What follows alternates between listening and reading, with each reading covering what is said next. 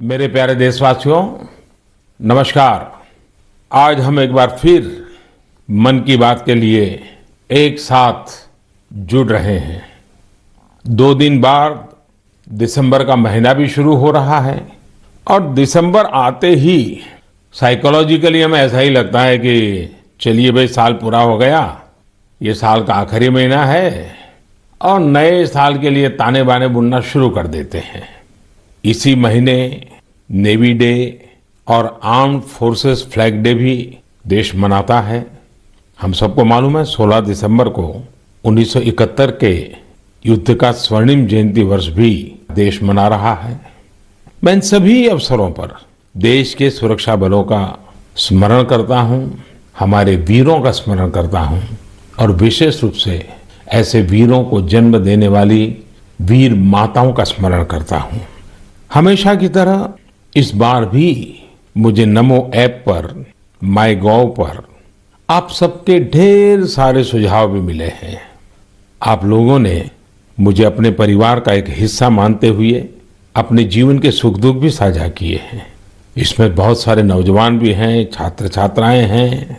मुझे वाकई बहुत अच्छा लगता है कि मन की बात का हमारा ये परिवार निरंतर बड़ा तो हो ही रहा है, मन से भी जुड़ रहा है और मकसद से भी जुड़ रहा है और हमारे गहरे होते रिश्ते हमारे भीतर निरंतर सकारात्मकता का एक प्रवाह प्रवाहित कर रहे हैं।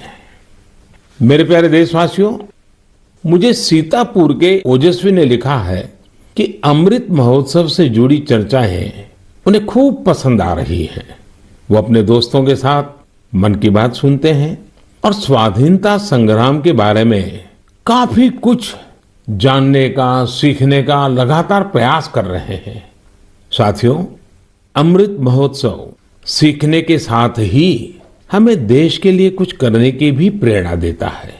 और अब तो देश भर में आम लोग हों या सरकारें, पंचायत से लेकर के पार्लियामेंट तक अमृत महोत्सव की गूंज है और लगातार इस महोत्सव से जुड़े कार्यक्रमों का सिलसिला चल रहा है। ऐसा ही एक रोचक प्रोग्राम पिछले दिनों दिल्ली में हुआ। आजादी की कहानी, बच्चों की जुबानी।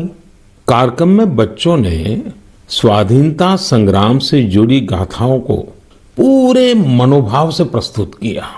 खास बात ये भी रही कि इसमें भारत के साथ ही नेपाल, मॉरिशस, तंजानिया, न्यूजीलैंड और फिजी के स्टूडेंट्स भी शामिल हुए। हमारे देश का महारत्न ओएनजीसी भी कुछ अलग तरीके से अमृत महोत्सव मना रहा है। ओएनजीसी इन दिनों ऑयल फील्ड्स में अपने स्टूडेंट्स के लिए स्टडी टूर का आयोजन कर रहा है। इन टूर्स में युवाओं को ओएनजीसी के ऑयल फील्ड ऑपरेशंस की जानकारी दी जा रही है। उद्देश्य ये कि हमारे उभरते इंजीनियर राष्ट्र निर्माण के प्रयासों में पूरे जोश और जुनून के साथ हाथ बटा सके। साथियों, आजादी में अपने जनजातीय समुदाय के योगदान को देखते हुए देश ने जनजातीय गौरव सप्ताह भी मनाया है। देश के अलग अलग हिस्सों में इससे जुड़े कार्यक्रम भी हुए।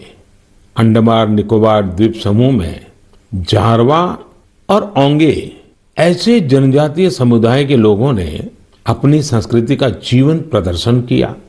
एक कमाल का काम हिमाचल प्रदेश में ऊना के मिनिएचर राइटर रामकुमार जोशी जी ने भी किया है।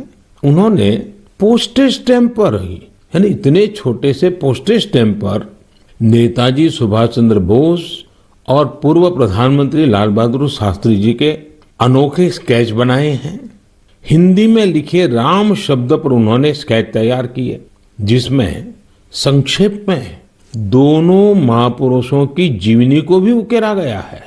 मध्य प्रदेश के कटनी से भी कुछ साथियों ने एक यादगार दास्तान गोई कार्यक्रम की जानकारी दी है। इसमें रानी दुर्गावती के अदम्य साहस और बलिदान की यादें ताजा की गई है। ऐसा ही एक कार्यक्रम काशी में हुआ। गोस्वामी तुलसीदास, संत कबीर, संत रैदास, भारतेंदु हरिश्चंद्र, मुंशी प्रेमचंद और जयशंकर प्रसाद जैसे महान विभूतियों के सम्मान में 3 दिनों के महोत्सव का आयोजन किया गया।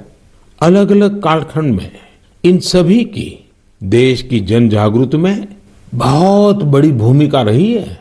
इंडिया टीवी हर वक्त हर जगह डाउनलोड करने के लिए सर्च करें India TV news Google play store या ऐप स्टोर पर।